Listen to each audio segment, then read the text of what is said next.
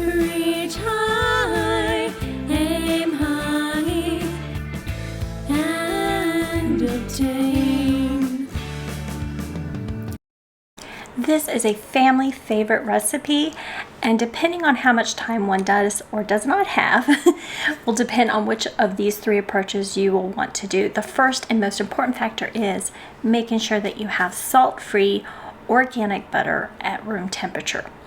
Once that has been achieved, then we can turn our attention to the first option, which is immediately peeling the garlic, ideally 3 cloves. And then one can either use a garlic press or a knife to very finely chop or smooth out and press the garlic itself. And once the garlic has been fully pressed, then we're going to add our butter.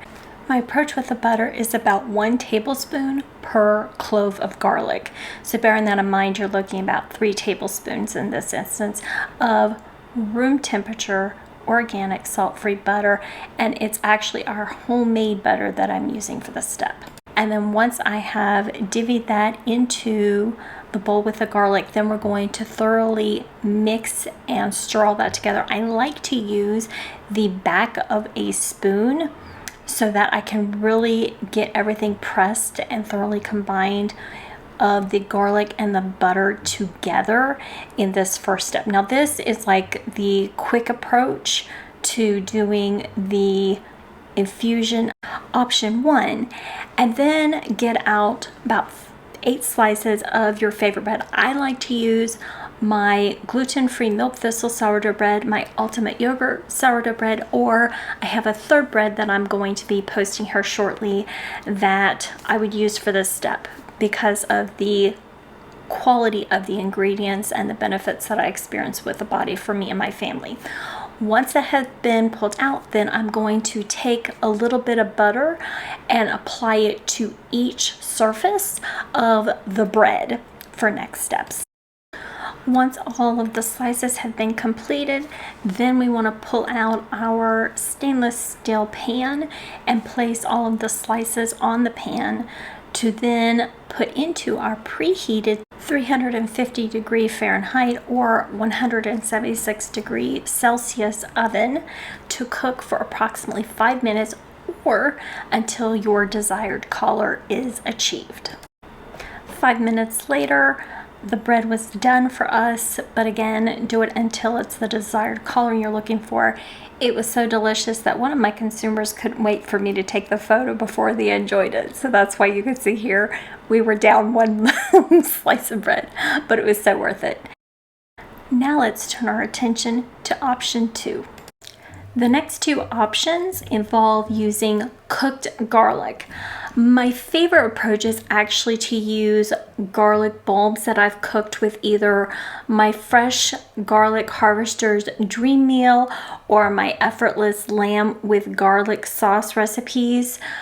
Otherwise, if that is not an option available to you, you can still make the needed cooked garlic.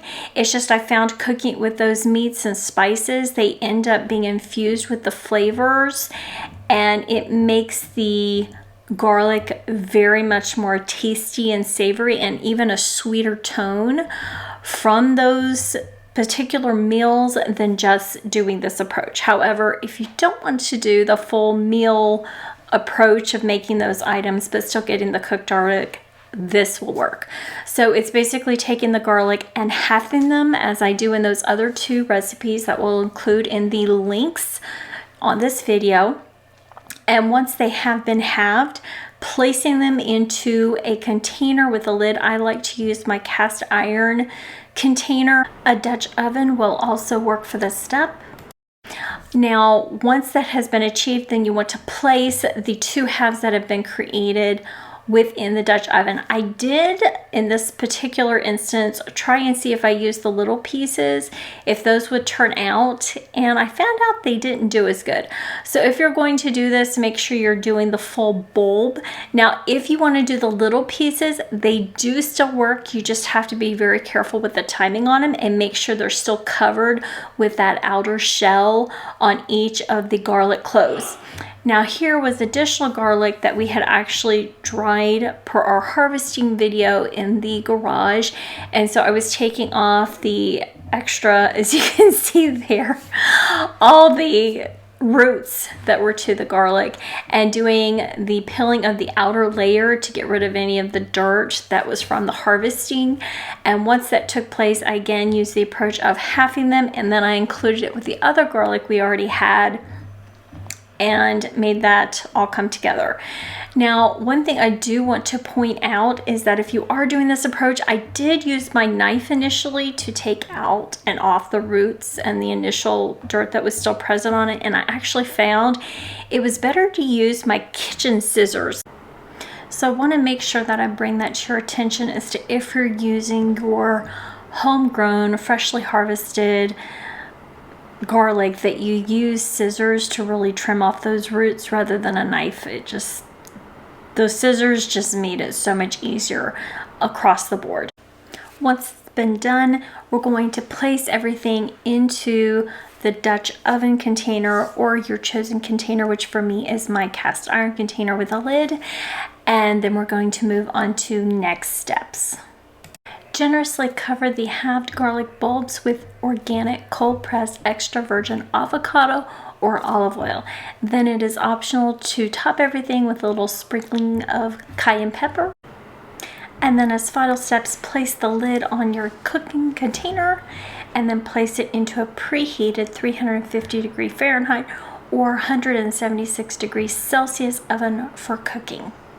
If utilizing garlic from the store, around 1 hour of cooking time. Utilizing recently harvested garlic, it's about an hour and a half. And if everything looks done at that point and basically it's fork tender, then you want to stop the cooking time. Otherwise, you would want to let it continue cooking. Because the garlic I used in creating this video were at different ages, one, because of harvesting time, and two, because we had some garlic that we hadn't actually harvested, that we had gone to the store before we had done our harvesting because of some meals we were wanting to make that required garlic before it was time for harvesting. You can see there was definitely a timing difference, and that's why I wanted to give you guys the timing that each of the garlics need. And the critical point is, as you can see me here, is testing the garlic with a fork. If it's fork tender, you're good to go.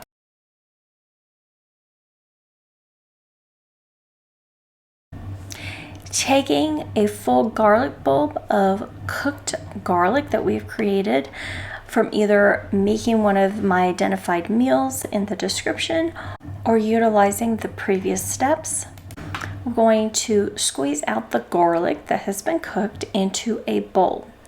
And then utilizing the garlic that has been squeezed out in the bowl, we're going to take some of those cloves and, utilizing a knife, apply them directly to the bread.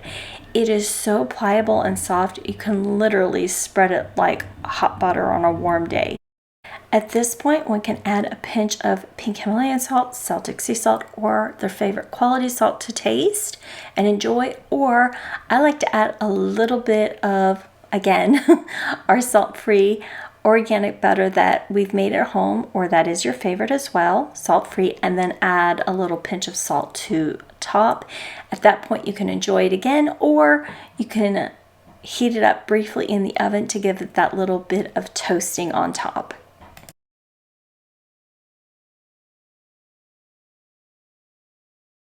When I have the time, this is actually my favorite approach, which is beginning with cooked garlic, ideally from one of my recipes that I have included in the description, to make the infused flavoring of very tender garlic. Otherwise, standard cooking of one full garlic bulb squeezed out into a bowl. Then adding about 2 tablespoons of organic salt-free butter at room temperature. I like to use our homemade butter for this step. And then we're going to work all of that together to really infuse the butter. Now, if you want to, you can use an immersion blender for this step. However, a lot of times I'm like wanting to get it done really quick because I get so excited with the delicious flavor of this bread. So a lot of times I end up just really quickly using the spoon, and plus the garlic is so soft, pliable, and tender that it's really easy to do. Then I like to actually preserve that, because I usually make a good amount, in a butter bell. And then once I've decided, okay, it's time to bring it out, because I like to keep this on hand, then I'll open up my butter bell where I have preserved the garlic infused butter, and I will apply that directly to the bread. Now again, once that has occurred, you can add a pinch of a quality salt that's your favorite, and then move on to next steps. Now the key thing here that differentiates it from the others is I like to use the broil feature on my oven, if that is available to you, and put it in the oven on my pan as I did with the prior steps, and place it in the oven and set a timer for 3 minutes. Now at that point I like to pull it out, but again, at that point it's a matter of what is your desired color to achieve on the bread. Now once 3 minutes have been achieved, I pull it out. Now this particular bread I actually like to put into and use with my homemade French onion soup. So I will be actually putting that video together here shortly to also link to this video, because that garlic infusion really makes a difference for homemade French onion soup. I also want to add that because of the crispiness that comes out from using this particular option, I love to use this particular approach in general when I have the time. Every single person who watches this video has the power to change someone else's life today. Subscribing to TaylorIt takes 1 second, but creates a ripple that reaches people across the entire world. Hit like, share this with someone who needs it, and drop your location in the comments, because seeing where our community reaches genuinely excites us. Together we are building something real. Join us and help others find this too.